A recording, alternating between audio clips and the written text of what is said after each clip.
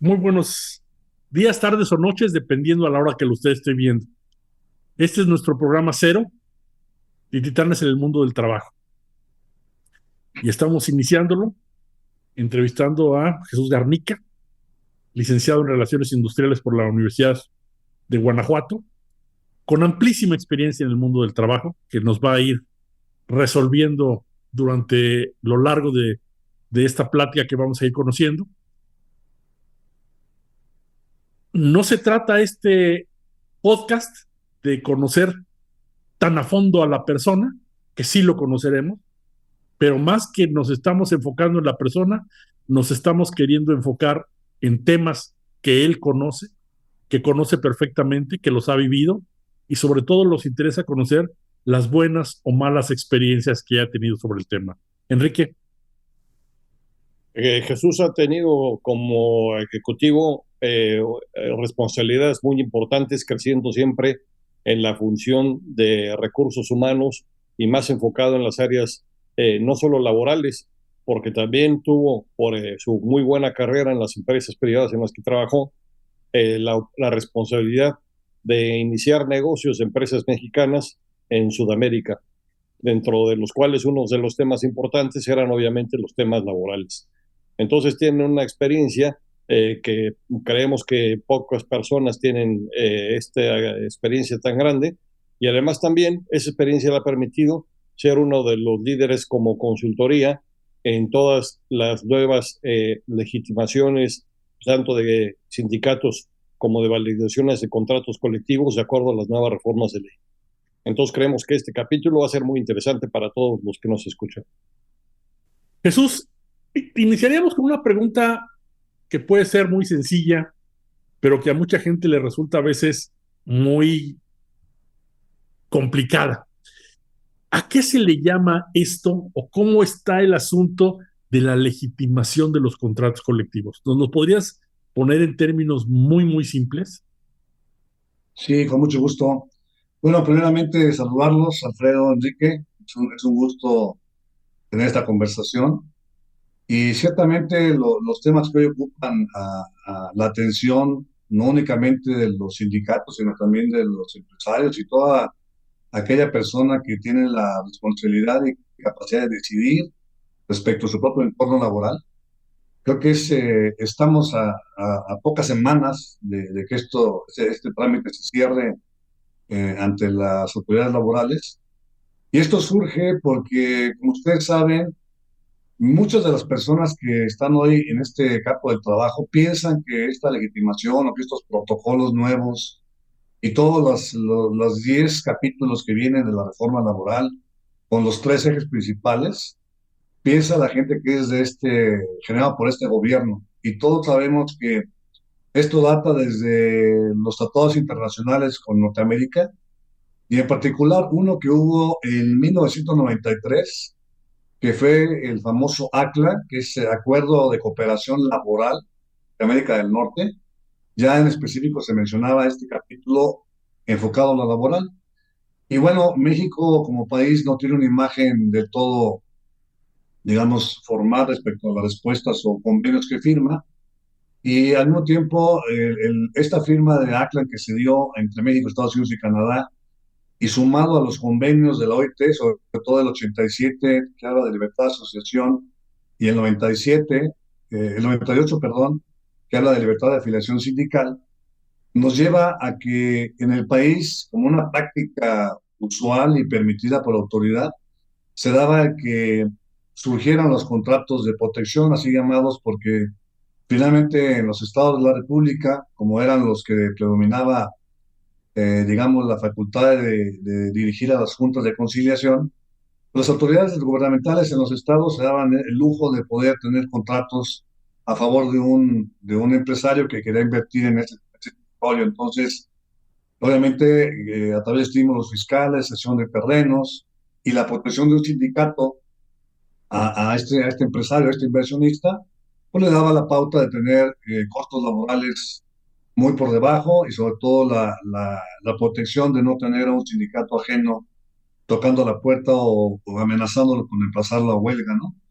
Entonces, esto dio como resultado que Inclusive originalmente la autoridad decía que teníamos 550,000 contratos colectivos registrados, de los cuales el 85% eran estos contratos llamados de protección, que se firmaban a espaldas de los trabajadores, tenían los pagos de salario mínimo en el tabulador, pagaban los mínimos de aguinaldo, mínimos de vacaciones, finalmente pero estaban dentro de la ley, de los mínimos, pero dentro de la ley. Pues hicieron la corrección de que eran 139,000 los registrados, porque había habido duplicidades, etcétera, etcétera.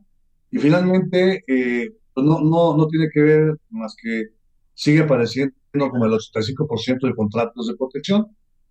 Y la legitimación que como concepto se maneja en un transitorio de los 28 que eligió la nueva reforma del 2019, el 11º en particular, pretende que estos contratos se transparentaran, se dieran a conocer tanto a la autoridad como a los propios trabajadores para, digamos, desenmascarar, evitar complicidades, quitar simulaciones en esta relación o práctica que era muy común. Y bueno, ese concepto de legitimación tiene que ver con el hacer una consulta con el trabajador de que si estaba o no de acuerdo con que hubiera un contrato colectivo que existía ahí en su centro de trabajo. Entonces, es como cuando damos el apellido, cuando vamos a legitimar a uno de nuestros hijos que está no reconocido, y era planteárselo a una consulta a los trabajadores. En ese sentido, el trabajador tenía que, ustedes recordarán, hasta la fecha, en una asamblea sindical, las votaciones se hacían a mano alzada, uno hacía un conteo rápido visual y decía, ya es mayoría, ya hay quórum, y adelante. Este protocolo nos marca una nueva pauta de participación para el trabajador en la vida interna del sindicato, y entonces la ley, la autoridad en particular que migró de la Secretaría de Trabajo ahora al Centro Federal de Conciliación y Registro Laboral, le está dando la facultad al trabajador de votar en forma personal, es decir, no puede ni siquiera emitir un poder notarial a ninguna otra persona, debe ser libre con su propia voluntad, ir a esa consulta para legitimar ese contrato, para decir a la autoridad que sí existe un contrato. Debe ser directa, ese lo asumimos acá en México. No puede tener un delegado como representante que vaya a votar por él, y debe ser secreta. Esto implica tener una mampara, como hacemos en nuestras jornadas electorales políticas, ir a la mampara en el anonimato y votar en secrecía y con discreción. Después, en una boleta que emite la propia autoridad, con dos preguntas simplemente de que si lo legitimas o no lo legitimas, se va a colocar en una urna transparente esa boleta, y entonces al final, en el escrutinio de la participación de todos los trabajadores, se hace el conteo de esos votos y es donde se aprueba o no si el trabajador conoció o da por legitimado ese contrato que antes era de protección, o que si era activo lo está ratificando. Entonces, en ese sentido, de estos números de contratos que yo les comento, para que tengan una idea, acabo de consultar la página de la autoridad laboral y apenas llevan 14,739 contratos legitimados. Es decir, no van a llegar ni siquiera al 12% de la actualidad. Entonces, esta legitimación se refiere a eso. Y cada trabajador recibió por esta única ocasión un contrato colectivo impreso. Ni siquiera fue electrónico para evitar que esto tuviera desvíos de atención. Entonces, a eso se refiere a la legitimación, Alfredo, de que los trabajadores tuvieran un proceso y que un verificador o inspector de la autoridad laboral estuviese presente en el centro de trabajo o donde se decida hacer esa consulta para favorecer o no, o aprobar o no que un contrato colectivo dejó de ser de protección, o si era activo, ratificar que sí. Esa es un poco la historia de este concepto. A grosso Jesús. modo, ¿como en cuántas legitimaciones has participado, Jesús? Mira, mi instrucción y presencia ha sido más en capacitación a más de 350 líderes sindicales de diferentes centrales obreras y confederaciones. Primero, como la pandemia nos detuvo estas consultas, ahí se perdió mucho tiempo en cuanto a las activaciones y las legitimaciones, pero yo he estado alrededor de unas 40 legitimaciones más o menos, y me faltan otras veintitantas que están programadas en diferentes sectores y ramos de la industria manufacturera, cementera, frigorífica, autopartes, bancaria, etcétera, etcétera. Jesús, al producirse el cambio de partido político en la dirección del país, en la presidencia de la República, todo este proceso que ya venía se ha tomado y se puso como una etiqueta a que todo lo que había en el pasado eran simulaciones y corrupciones. Sin embargo, personas que hemos trabajado en esa industria o en las industrias, sabíamos que había muchos contratos auténticos, con auténtica representatividad, auténtico respaldo, auténtica participación obrera, auténtica negociación. Pero ahora parece ser que se ha deformado esto o se ha querido dar una idea muy general de que absolutamente todo eso estaba podrido. Eso lo podríamos ver entonces también si vemos que ha habido algunos sindicatos, o tú conoces, tienes información de algunos de esos sindicatos que supuestamente todos eran malos, a sindicatos que han ratificado a sus dirigencias anteriores de cualquier central sindical que hayan sido, no importa cuál, pero que se haya visto que realmente sí había un sindicalismo activo que funcionaba en algunas partes del país, o como nos han relatado, todos eran simulaciones y mentiras. Fíjate, Enrique, que indudablemente hay todo, hay de todo en el mundo del trabajo y por supuesto que hay muchísimos sindicatos con una buena estructura que inclusive ya tenían esta práctica de entregar el contrato colectivo al trabajador, de hacerlo partícipe. No olvidemos que lo que persigue esta reforma es que el trabajador sea el protagonista hoy del centro de trabajo, ¿no? La fórmula que teníamos acostumbrada, ¿cuál era? Digamos que era la empresa, antes de ver al trabajador como su primera instancia, veía al sindicato, ¿no? Entonces era empresa, sindicato, el trabajador al último. El sindicato, ¿qué hacía? Antes de ver al trabajador, veía a la empresa y después al trabajador. Y esta fórmula cambió. Hoy es, la empresa tiene que ver al trabajador y después al sindicato como su representante, porque también ahí hay otra modificación o condición que se le da al trabajador para que te emita su voto. Y el sindicato, antes de ver al empresario, tiene que ver al trabajador para conocer realmente sus necesidades, inquietudes, motivaciones y esto. Pero sí, en sindicatos nacionales, sindicatos locales, ya tenían esta práctica, inclusive de transparencia, de dar informe del destino de las cuotas y patrimonio cada 6 meses, tener asambleas, nombrar comisiones revisoras, hacer pliegos petitorios en la asamblea de manera conjunta. Sí, hay muchos sindicatos que fue muy fácil y muy sencillo el subirse a esta plataforma que se creó en el Centro Federal, y ciertamente, pues no son la gran mayoría, para ser claros. Cuando se va el número de contratos que se han legitimado, porque apenas se han registrado, según el dato que vi aquí, han registrado, se han reportado 4.300 sindicatos en estos eventos.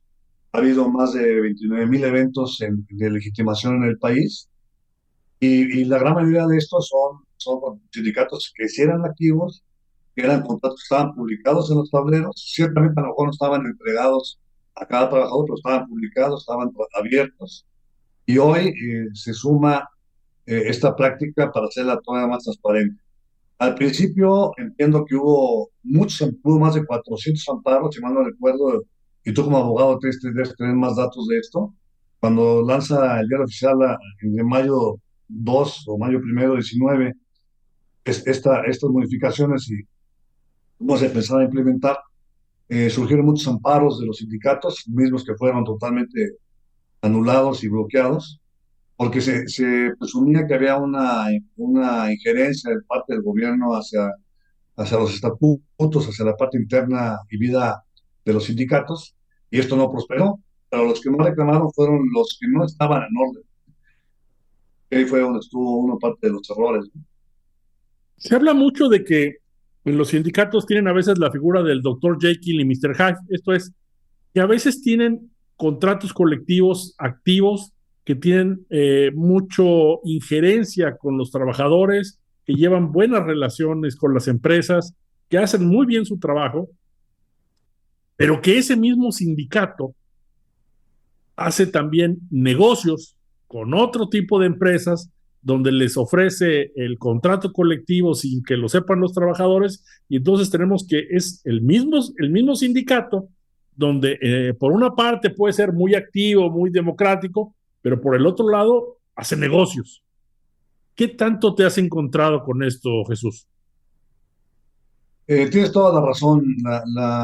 La práctica que se permitió durante muchos años y décadas, y todo este proceso, dependiendo de qué gobierno te encontrabas estatalmente hablando, ¿no? O sea, eh, eh, se ha dicho que el 2 de mayo de este año se van a cancelar todos los contratos colectivos que no fueron legitimados o que al menos no se registraron en la plataforma antes del 1 de mayo y que luego se desahogaría la consulta hasta 3 meses después, venciéndose esto el 31 de julio. Pero los sindicatos no van a desaparecer porque hay sindicatos, muchos de estos que señalas, que tienen de las dos vertientes, ¿no? Sindicatos que tienen una vida activa con su centro de trabajo y sindicatos que únicamente tienen el contrato en un cajón y que sirven únicamente de parapeto, de membrete para estar actualizando los tabuladores ante la Junta cada año. Como las juntas ya desaparecieron y pasamos todo el sector de justicia laboral al Poder Judicial, esto se terminó para siempre y yo creo que sí peligraría entonces el registro de los sindicatos que no logren actualizarse y poner, digamos, ad hoc lo que la exigencia de trabajadores hoy tiene. Yo veo con mucho cuidado que los que eran sindicatos activos no eran del todo como la propia reforma nos está exigiendo. Me refiero a las estructuras que ellos tienen internamente. Tenían a lo mejor un delegado que ni siquiera estaba en la nómina de la empresa, simplemente hacía visitas esporádicas cada semana, cada 15 días, ni siquiera visitaba una planta que tuviera 3 turnos, sino hacía acto de presencia para firmar un documento y se desaparecía, saludaba a un grupo de muchachos, platicaba con alguna comisión de seguridad y esa era toda la tarea que hacían. Hoy, los sindicatos activos se han puesto en un reseteo, digámoslo así, han reforzado sus estructuras, han cambiado sus métodos de trabajo, han manejado agendas más estrictas, más cercanas al trabajador, por todo lo que implica los riesgos que tiene el que no haya sido legitimado. También, como tú señalas, hay empresas, sindicatos que entraron a esta consulta que no lograron la aprobación de la legitimación, la gente lo rechazó. Entonces también es un aprendizaje de que cuando transparentas una situación y no se ve de manera genuina el interés de un sindicato para representar los intereses, pues la gente simplemente en el anonimato, en la mampara, es el trabajador verdadero de cómo piensa y cómo se siente respecto al sindicato. No hay que olvidar que en esa consulta no es únicamente el pensar que hay un contrato, sino la gente está inconscientemente o voluntariamente o intencionalmente también calificando, aceptando, ¿no?, a su propio sindicato, a su propio delegado, ¿no? ¿Hay alguna cifra, Jesús, de estos donde no se haya logrado la legitimación de los de sindical? Bueno, son los menos y son los casos más sonados que inclusive han llegado a que el TEMEC con sus agregados laborales y las propias embajadas americanas hayan intervenido. Tenemos aquí pues, el caso muy sonado de la zona del Bajío del Silao, ¿no? La automotriz, que ahí tuvieron un problema bastante serio y derivado de esa situación se reforzó más los requisitos en la plataforma, de ser más exigentes en la presentación de documentos. Yo no tengo el dato exacto de cuántos han sido los no aprobados, pero se puede investigar fácilmente en la página del Centro Federal. Ahí aparecen los contratos legitimados enlistados de uno por uno. Como ustedes saben, hay una lista pública hoy por hoy de los contratos que están ahí anotados en esa plataforma, en ese sistema que tienen electrónico, digitalmente hablando. Y bueno, son los menos, pero son los muy sonados, ¿no? Sobre todo mucho de la parte automotriz.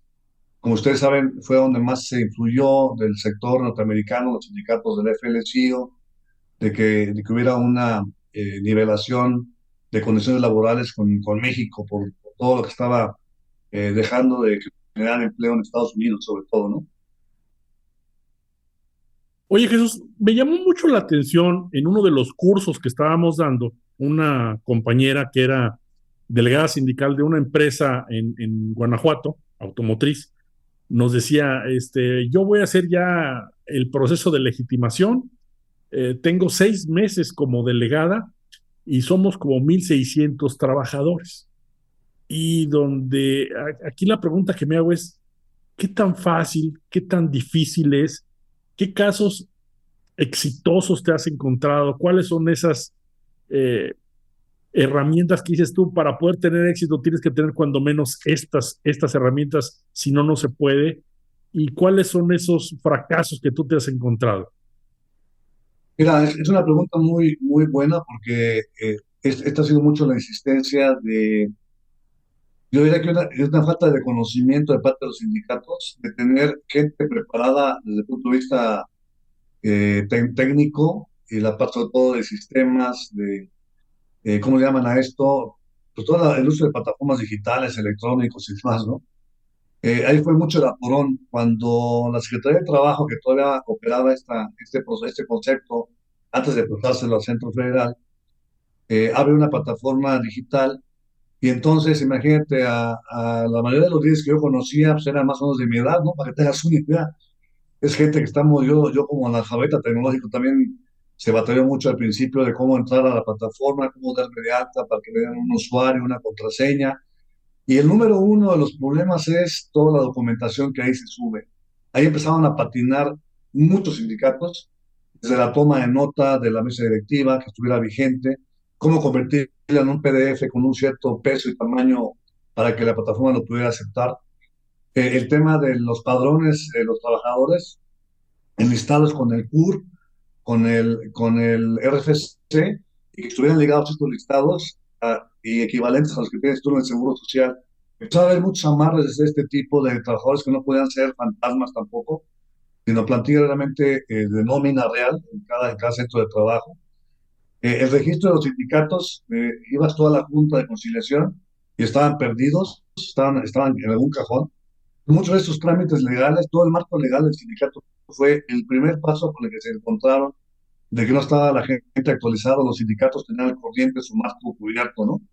Fue la número uno de toda la documentación, poderes notariales, nombramiento de la mesa directiva, estatutos que incluso la ley sugirió modificarlos en 240 días después de la primera, después de llegar a la federación, dieron un plazo para modificar estatutos, todo para quitar la cláusula de exclusión y que esto no limitara la libertad de afiliación sindical. Ese fue el primer encontronazo, los documentos. No estaban acostumbrados, o no estaban los sindicatos a tener en sus expedientes, en sus archivos, toda la documentación legal en orden. El segundo paso fue a lo mejor rechazar o no saber cómo manejar una comisión de legitimación. Se tiene que nombrar una comisión de legitimación. Así como cuando nombramos una comisión para la PTU o para revisar un pliego petitorio y sentarte a la mesa de negociación, la ley obligó a nombrar una comisión de legitimación y muchos sindicatos cayeron en la costumbre de que fuera el dirigente máximo, el secretario general, que nombrara él mismo a la comisión, sin hacer de esto una buena práctica y empezar como a ensayar y que la propia gente decidiera qué tipo de persona iba a representar a mí en la comisión de legitimación. Desde ahí hubo otro atoro muy importante porque era romper toda una práctica, era ir con las personas de cada turno, de cada sector, a que nombraran a una persona representante de ellos para que fuera parte de una comisión de legitimación. Y bueno, el tercer punto fue todo este lenguaje nuevo, ¿no? De no discriminación, ¿qué es eso de no injerencia patronal? ¿Qué es una legitimación, como tú preguntabas al principio? ¿A qué se refiere la consulta? ¿Cómo está lo del voto? ¿Qué es eso del Centro Federal de Conciliación? ¿Cómo que va a venir un verificador? Todo el lenguaje nuevo que se incorporó en la reforma, también los trabajadores no sabían de qué estábamos hablando. Hubo varios elementos que se fueron cohesionando para poder entrarle al procedimiento como se dictó. Y entonces eran básicamente esa parte, el tema legal de documentación, el tema del lenguaje para explicarse al trabajador y la conformación de una comisión para explicarles y capacitarlos de cuál era su rol en una consulta, como cuando hacen la jornada electoral tal cual, hubiéramos los tres turnos, que hubiera una persona en ese momento recién pasada la pandemia encargada del protocolo de salud, el uso de cubrebocas, sana distancia, toma de temperatura, etcétera, etcétera. El que estaba en la mesa de registro con el padrón de trabajadores adecuado, el que la gente asistiera con su INE, con una identificación propia para que no hubiera que involucrar personas que no estaban en la empresa o no estuvieran en ese padrón, entregar la boleta, toda la mecánica que a la hora de llegar es muy sencilla porque el trabajador llega, se identifica y no tarda más de un minuto en salir, hacer el circuito completo de esa consulta, pero sí fueron los temas que más o menos en esos tres aspectos tuvieron que ir puliendo con el paso del tiempo. Y déjame decirte algo, Alfredo, inclusive los inspectores al principio no tenían ni idea a lo que iban. Me tocó ver, incluso capacitar inspectores en algunos estados de la República que llegaban y me decían, licenciado, yo no sé cómo se hace esto. No nos han capacitado nosotros en la autoridad. No se preocupe, aquí vamos a abrir esta información. Yo iba como un representante del sindicato. Finalmente, pues fueron también los inspectores aprendiendo y siendo testigos y después ya jueces de las actas de verificación para que realmente se manejara como un acta clara, transparente, sin ninguna irregularidad y que el trabajador pues, se fuera educando en este proceso que llegó para quedarse. Entonces, ¿tú crees que este se quede en una forma o crees tú que probablemente en el fondo se está empezando a hablar de una verdadera democratización? Porque en México estamos muy acostumbrados al gatopardismo, al decir, hago todo lo necesario para que pase yo el trámite y luego que todo siga como siempre. En el caso de los sindicatos, ¿tú cómo has sentido el hecho de que dicen, ahora tengo que tener mucho más la relación con los trabajadores, ahora tengo que tener una mejor representatividad? ¿Crees que haya cambios de fondo o crees tú que el sindicato está diciendo, este es el sabor del mes y dentro de poco tiempo todo va a regresar a como siempre hemos estado? Indudablemente que el proceso de consulta y el darle voz y voto al trabajador llegó para quedarse. El voto respecto a legitimación es por única ocasión, entonces se termina el día 1 de mayo, es un transitorio del 11º que está anotado en los 28 transitorios.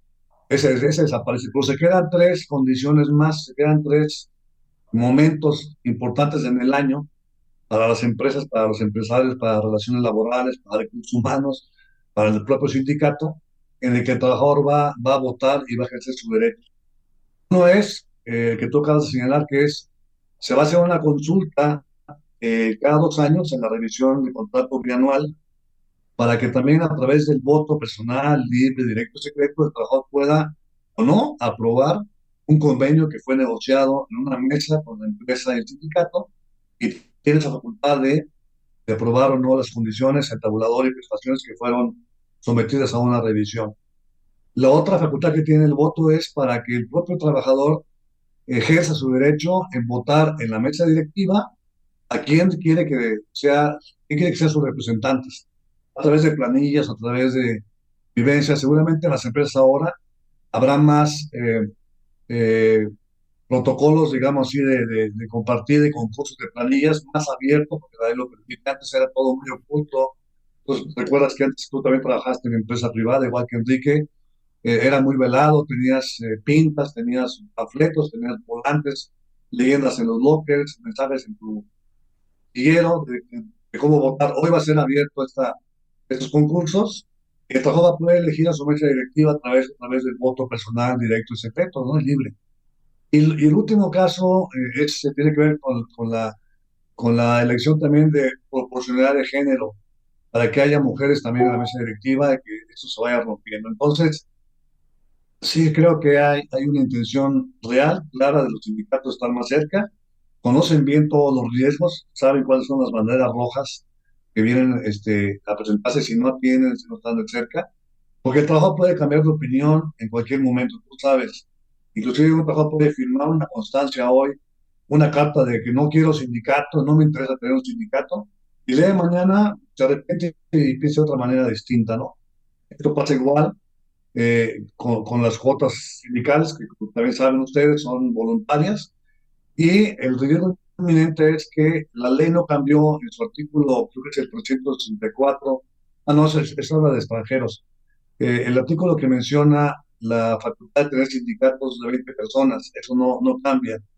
O bien el que otro sindicato pueda convivir en mi centro de trabajo si yo me descuido, porque bastará con un 30% de la gente de mi centro de trabajo que no esté de acuerdo con mi gestión para poder afiliarse a otro sindicato conseguir una constancia de representatividad y emplazar al empleador por firma de contrato, y entonces se va a dar un escenario de lucha, de intereses, de desestabilidad, de productividad en los centros de trabajo si no se está cerca del trabajador y se atiende fundamentalmente su aspecto personal.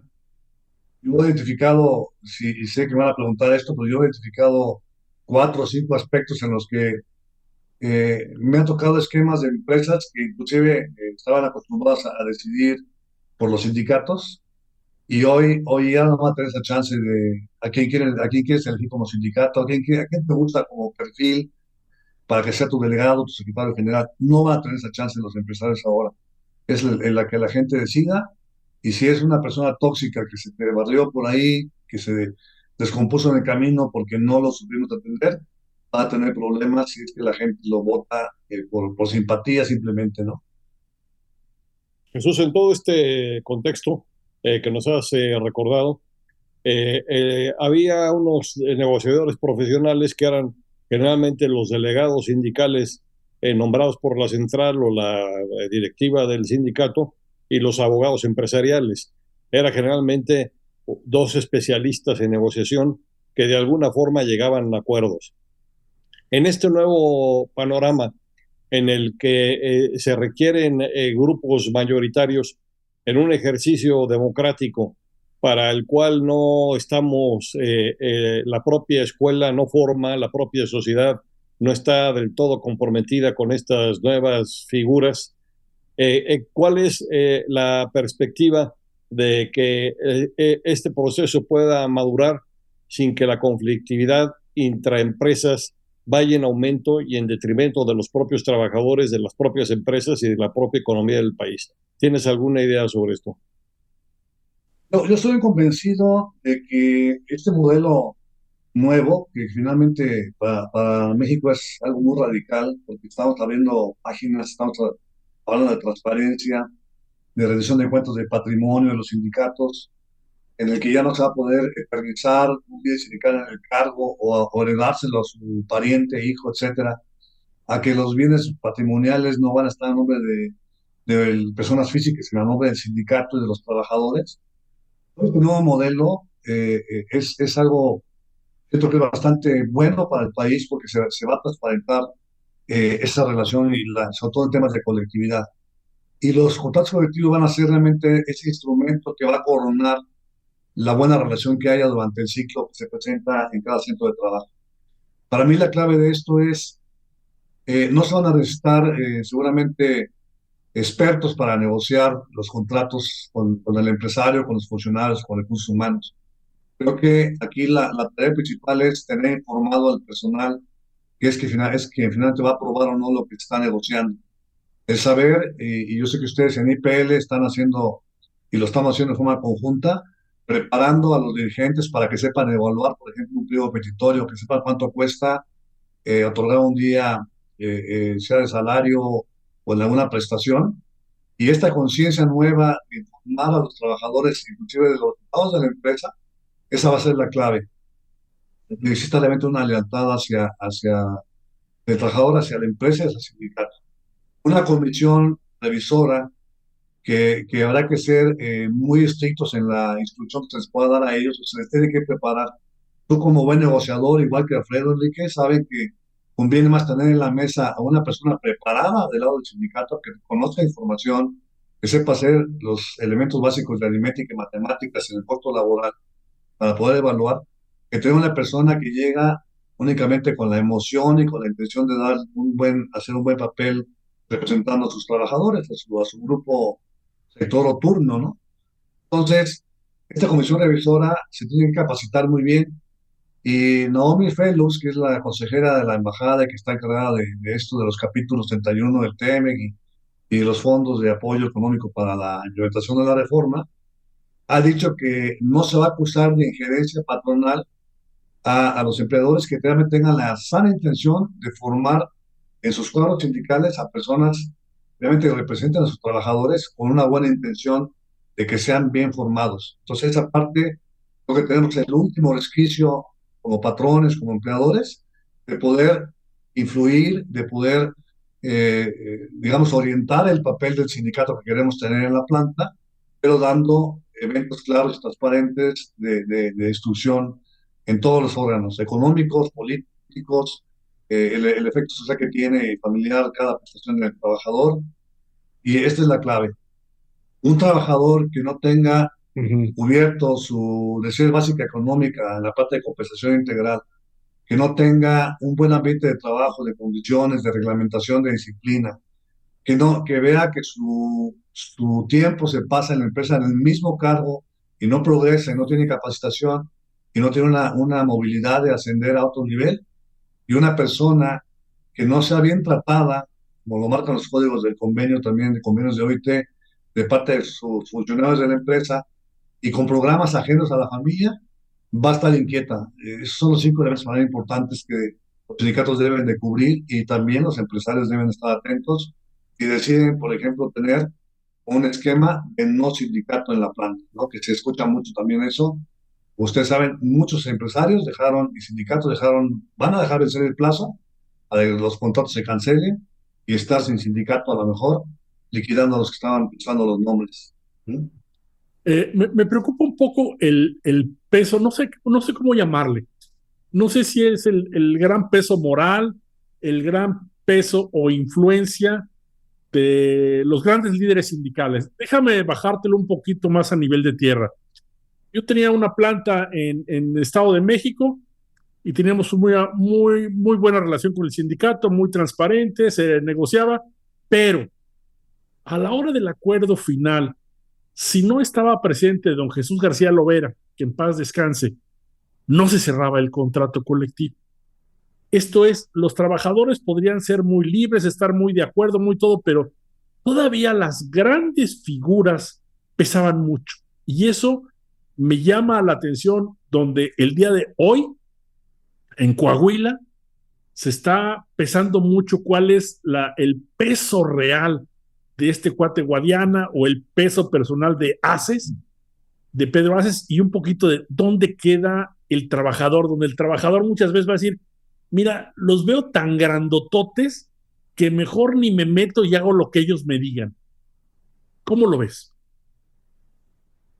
Sí, ciertamente estas figuras de tanto tiempo que eran, eh, yo diría que muchos de los errores que hoy se están descubriendo o están quitando del escenario en cuanto a simulaciones es el apartidismo, ¿no?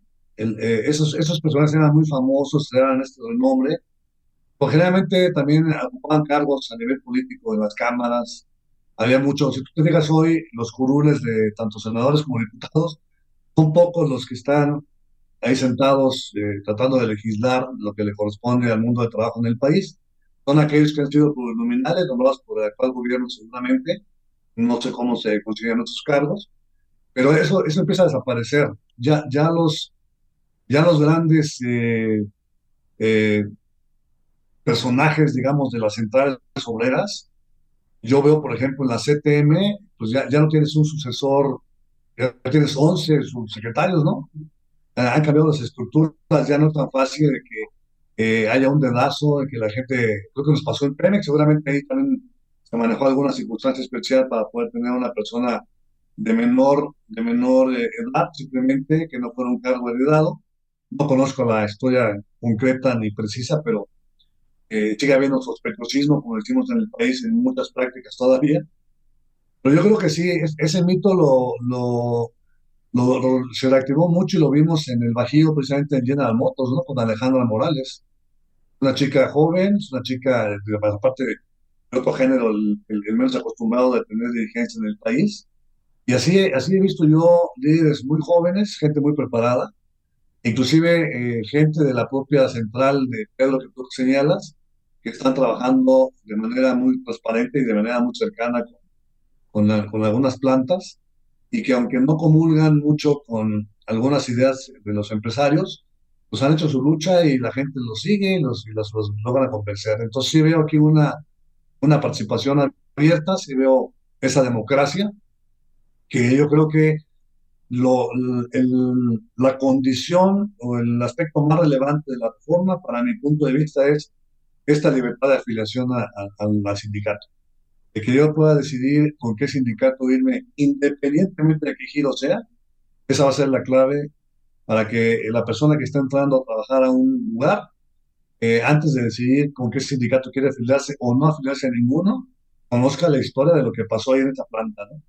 Claro, le yo hago mucho énfasis con los sindicatos cuando me toca dar esa instrucción, de que valoren su trayectoria, que hablen de su fundación, que hablen de estos personajes que fueron básicamente muy importantes haber fundado una organización de ese tamaño, pero que están dispuestos, flexibles, abiertos a la dirección del trabajador. Esa es la clave que yo creo que va a ir en esa transición, va sucediendo cada día y va a ser más notorio en los próximos meses.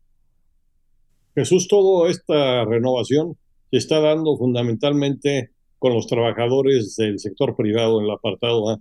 ¿Qué pasa con el gobierno? Ahí hay libertad sindical.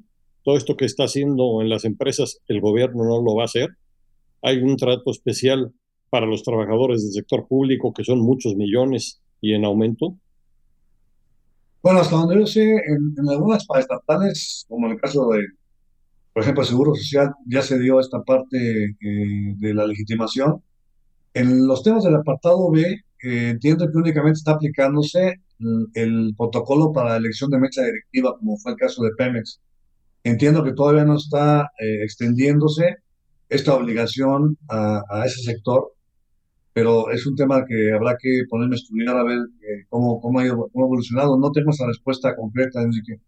Sí, ¿por qué exige el gobierno, y muy bien exigido, que haya democracia en las empresas privadas y en el gobierno seguimos teniendo un sindicatos de control político absoluto como en los viejos tiempos? Y esos parece que no incomodan. Entonces estamos por una funcionalidad de unos contra otros, unas facilidades para el gobierno o un concepto de democracia general. Como tú sabes, y hablaremos en otras ocasiones, en muchos países incluso existen los sindicatos en los ejércitos, obviamente muy delimitadas sus responsabilidades, pero en los cuerpos de policía, en los cuerpos de seguridad, esa libertad sindical es una carga o un privilegio solo para unos, o es una para todos los trabajadores del país, ¿verdad? Sí, tienes toda la razón. De hecho, lo vemos en la gente que fue despedida de las juntas de conciliación ahora que cerraron, ¿no? No tienen a quién acudir, no tienen a quién pueda velar por sus intereses. Creo que aquí está incompleto el programa de democracia en todo el sector del trabajo formal, sobre todo cuando se habla en ese entorno. Sí, tienes razón. Y tendríamos que hablar, honestamente, si hablamos del sector gobierno, tendríamos que distinguirlo en dos vertientes principalmente, en las entidades federativas y el gobierno central.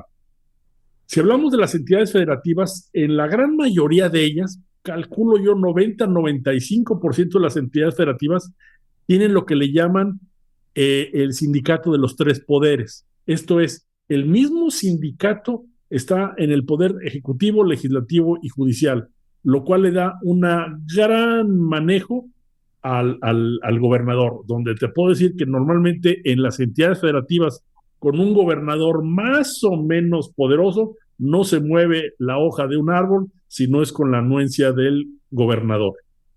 Y a nivel central, pues prácticamente con lo que es la FEDSE y todo eso están totalmente centralizados. Habría que entrar en un punto todavía más dramático, que significaría es qué es trabajador sindicalizable y qué no es trabajador sindicalizable, porque el mismo gobierno, como él tiene la mano en poder decirle a través de la Secretaría de Hacienda, este es de confianza y este no es de confianza, realmente manejan ellos como quieren, y hay un enorme grupo de trabajadores que les llamaríamos sindicalizables dentro de las estructuras del gobierno que no tienen ninguna protección sindical porque son considerados de confianza, no existen sindicatos de confianza en el gobierno, y los sindicatos de los trabajadores de base no los arropan, entonces están en una gran desprotección. Pero aquí el asunto es, Jesús, tú que estás muy de cerca de esto, Enrique nos ha hablado muchas veces del fenómeno de las cifras, que es su especialidad como economista, donde nos ha dicho, hay un fenómeno mundial de cada vez menos sindicalización y los índices caen y los sindicatos están muriendo a nivel mundial. ¿Cómo ves a los jóvenes? Esto es una novedad porque dicen, tengo yo que legitimarme y hacerlo. ¿Hay interés de los jóvenes, de los nuevos miembros de los sindicatos de estar dentro de un sindicato o hay un total desapego y todo esto en estas nuevas generaciones? Yo te diría que en términos generales hay un desinterés en que alguien represente a este grupo de jóvenes. Inclusive cuando hablas de sindicatos, es una situación incómoda para ellos. Yo no puedo opinar como joven que mi papá es dirigente sindical porque me avergüenza ante mis compañeros de la escuela o mis amigos, ¿no? Por la fama, por el bien ganada pulso de muchos sindicatos que se dedicaron a extorsionar, a enriquecerse de manera particular, a tener estas cosas de complicidad y simulación que hemos mencionado. Entonces, esta reputación o desprestigio que tienen los sindicatos en su imagen a través del tiempo, las últimas décadas, pues hace ver que los sindicatos realmente no estaban velando por nada más que los intereses propios, ¿no? Incluso llegaron a decir, líderes ricos, trabajadores pobres. En ese sentido, cuando los hemos contactado frente a frente a estos muchachos en grupos, particularmente de nueva generación, les explico un poco las razones de por qué está sindicalizable o sindicalizado. No le hacen el feo viéndolo bien. Y esto va a tener una repercusión mayor porque en una consulta, en una encuesta de las que no se animan, hay preguntas que no se animan a incorporar en los cuestionarios que les dedican a esto a través de los sindicatos, si están de acuerdo con los sindicatos, qué opinan de los sindicatos, si quieren ser delegados. Hay preguntas muy picantes que no se animan a hacer las encuestas porque les da miedo de que estemos despertando a un monstruo en la planta y que de repente tengamos que dar ideas que se pueden sindicalizar. Entonces, como que están muy cobijados con la desinformación que tiene el medio laboral y están cómodos los empresarios en esto, en términos generales, no todos, por supuesto, pero siguen esperando que el tiempo los alcance, ¿no? Yo lo que veo que va a pasar dentro de poco tiempo, ya en el mes que entra, después del desfile, que no sé si va a ser presencial o no, habrá que estudiar también qué pasa en ese momento, va a surgir nuevamente la inquietud de los trabajadores de afiliarse a un sindicato. Y va a haber intereses sindicatos que ya están en el medio, de los nuevos sobre todo, que van a estar viendo en la red que se va a publicar de los contratos que fueron cancelados, quiénes son aquellos sindicatos o empresas o empleadores que también van a estar en ese listado. Recuerda que la firma de contrato lo hacen el patrón o representante y el sindicato. Entonces en ese listado va a aparecer el nombre de la empresa, que también tenía un contrato de protección. Y como las prestaciones, para bien o para mal, de un contrato no legitimado, se mantienen como vigentes para cada trabajador y pasan a su régimen individual, entonces sí, en ese momento cada trabajador tendrá que rascarse con sus propias uñas y decir al patrón, oye, súbeme el sueldo, oye, súbeme esta prestación de manera individual. Es ahí donde van a encontrar ellos la necesidad de recurrir a un representante, a un grupo registrado que les dé esa protección que antes no tenían seguramente. Entonces yo también aquí veo ese movimiento va a despertar muchos intereses en los jóvenes, de realmente quién los va a vigilar o quién va a vigilar el respeto a sus intereses, o todos los temas de la generación actual, que es la flexibilidad en muchos casos. Pero yo sí creo que eso va a cambiar también en los próximos meses respecto al despertar de estos jóvenes que van a estar o sea, al garete, como dicen, ¿verdad? De lo que pueda negociar él personalmente con su jefe, con su patrón, para sus propias condiciones. He oído también algunos líderes que más bien están preocupados por cuál va a ser la funcionalidad de los sindicatos cuando a nivel federal hay una especie de grandes negociaciones que les quitan a los sindicatos esa facultad que tenían de ir negociando. Caso concreto, tenemos los enormes incrementos a los salarios mínimos y las consecuencias que han tenido, que de hecho han complicado los sindicatos la posibilidad de negociar. U otra, el aumento de los días de vacaciones, por ejemplo, las reformas al Seguro Social, en los que prácticamente cosas que eran materia de negociación en las empresas están siendo rebasadas por disposiciones públicas de carácter general. He escuchado a algunos que están preocupados, como cuestionándose entonces cuál va a ser la labor del sindicato, si muchas de estas prestaciones ya me las negociaron por arriba y son obligatorias. ¿Qué es lo que voy a hacer yo? No habrá un efecto ahí indeseado de quitarles precisamente a los sindicatos la posibilidad de una representación más cercana en las necesidades auténticas de cada centro de trabajo. Sí, tienes toda la razón. De hecho, de por sí el trago fue muy amargo y poco digerible de todo lo que contiene la reforma y que se ha ido implementando gradualmente en estos años. Con todos los programas que tú bien señalas, que inclusive generó el cierre de empresas, además de la propia pandemia, como fue el tema de tercerización, de prohibir y regular el outsourcing. Lo que bien señalas tú de la tabla de vacaciones reciente fue un costo laboral importante para los empresarios, sobre todo para la pequeña y gran empresa, que son los que más los generan en el país. El tema de la cuota de discapacitados en el centro de trabajo, la ampliación también de ocupación para los adultos mayores, el programa voluntario de jóvenes construyendo el futuro, en fin, muchas iniciativas y proyectos de la propia Secretaría que fueron dándose en paralelo a las propias reformas que se irán viviendo, que de por sí eran complicadas en su aplicación. Y ciertamente esto generó pues, incrementar inclusive a veces los cuadros básicos de las estructuras de recursos humanos, tener una atención distinta. Y esto que señalas sí suena como contradictorio porque se está empujando todo a que tengamos revisiones contractuales por sector de la industria, ¿no? Es un poco la idea general. Y entonces, ¿dónde va a quedar esto de la consulta de aprobación de parte del trabajador? Porque entonces habrá que hacer consultas por sector también para aprobar un convenio. Me hace algo totalmente arriesgado, por un lado, y realmente muy complicado de llevar a cabo, como es una consulta a ese nivel, sobre todo por los que opera a nivel nacional. Ya casi casi como los contratos ley, ¿no?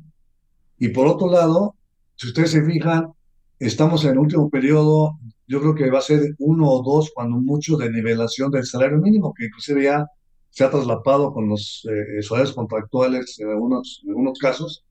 Y yo estoy pensando que a lo mejor este protocolo de consulta que hoy se aplica para los convenios anuales, seguramente también se va a aplicar para las revisiones de tabulador de cada año.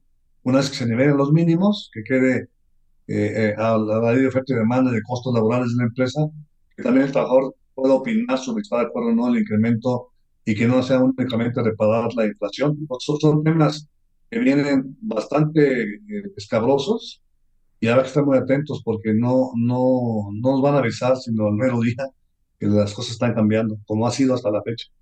Y parece que ya la informalidad sigue escalando. O sea, no sé si aquí también en algún momento hay algún político que ha pretendido tener un sistema de salud como el de Dinamarca y lo único que ha hecho ha sido una mayor polarización, porque cada vez son los que tienen un sistema de salud parecido al de Zimbabue y unos pocos que lo tienen igual al de Estados Unidos. Aquí corremos también en la política ya no estrictamente laboral, sino incluso social, en que estas aspiraciones, que finalmente son todas legítimas, pero que yo siento que no han tenido suficiente conocimiento, suficiente información para tomarlas, los estén produciendo mortandad de empresas y aumento de informalidad, con lo cual el anhelo de tener un trabajo digno se irá también polarizando y la diferencia de estar en un mundo que cumple con todo y en otro que no cumple con nada, van a ser también más polarización social, que parece que a algunos les gusta este tipo de situaciones. ¿Qué piensas?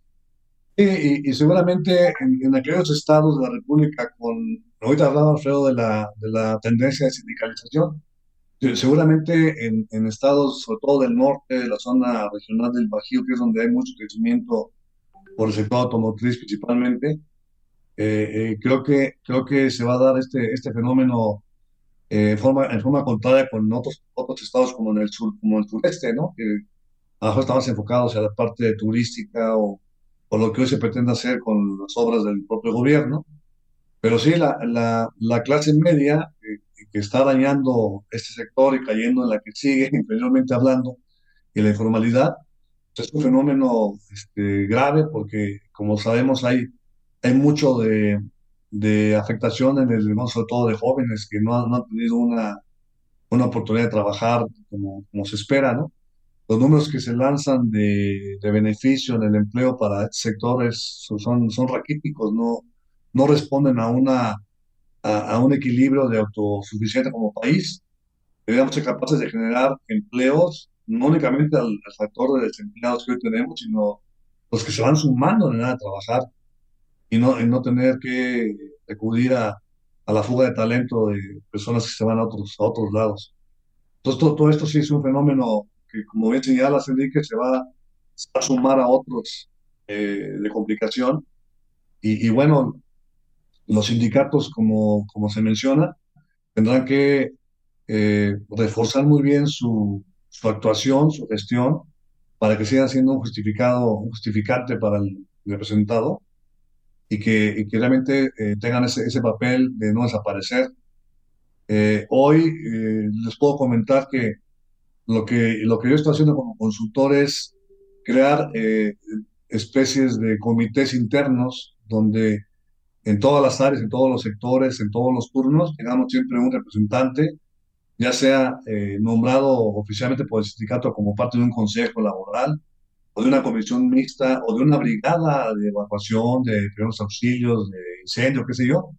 Tener gente clave en cada sector que realmente tengan un liderazgo reconocido por sus propios compañeros. Y para mí esa es la pirámide clave en cada centro de trabajo para que se pueda manejar una operación sustentable para la empresa, predecible en escenarios cuando pueda tener alguna impulsión de un sindicato ajeno que quiera emplazarlos o quiera infiltrarse, y sobre todo pues que le dé una reputación a la empresa muy acorde con lo que si el propio sindicato está también buscando. No, es un modelo no únicamente laboral nuevo, es un modelo de negocio, de empresa que le está haciendo cambiar esa mentalidad, sobre todo a los niveles de jefatura, que es donde se da mucho el aspecto de rompimiento, ¿no? Muchos buscan al mejor técnico, al más experimentado en el mercado y lo terminan despidiendo porque no maneja bien las circunstancias blandas o de relación con el personal. Entonces, esta combinación está cambiando el modelo de negocio también en todos los ámbitos. Ese modelo es un modelo muy, muy interesante. A mí me tocó experimentar algo más o menos similar.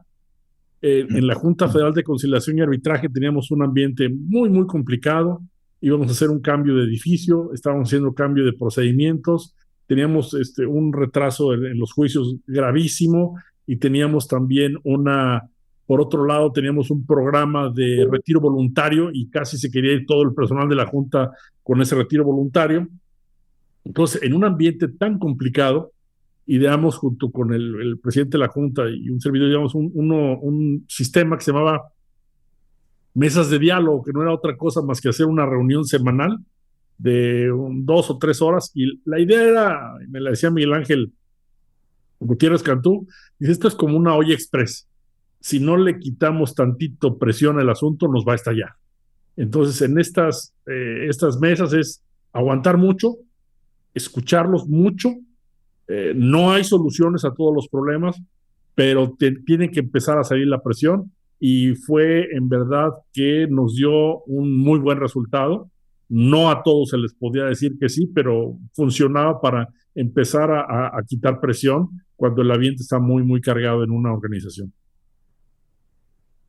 Y máxime, yo de repente cuando hablamos de el paternalismo que se tenía o se tiene hacia el trabajador, yo recuerdo las épocas de empresa, estuve en minería, estuve en alimenticio, y la gente cuando llega como candidato a pedir trabajo, dice, mire, no se va a equivocar conmigo, no voy a fallar en asistencia, voy a llegar puntual y temprano, va a tener toda mi colaboración, no es necesario que usted que me haga más preguntas, yo estoy para ese puesto, ¿no?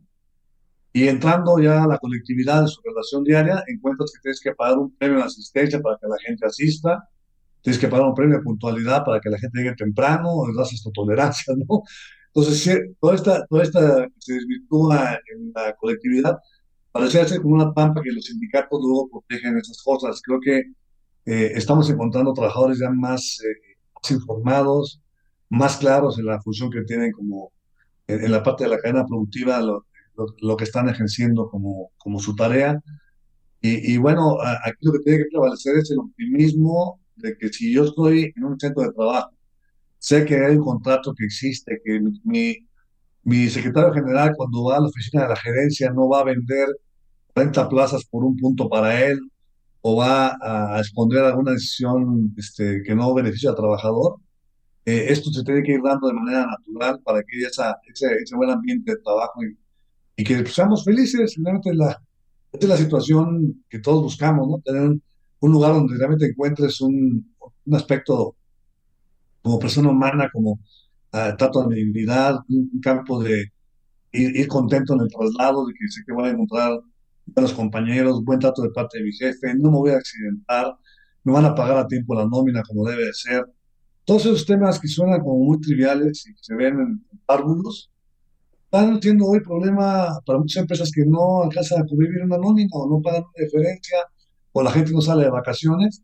Entonces estás dando banderas a sindicatos que están escuchando cualquier cosa afuera, que te pagaron menos de PTU. Entonces esas banderas surgen y nuevamente tendrás en el centro de trabajo pues aspectos que cuidar y que reforzar para que esto no suceda. O sea, uno mismo se puede autoflagelar de cosas que estás incumpliendo en el día a día con tu gente, ¿no?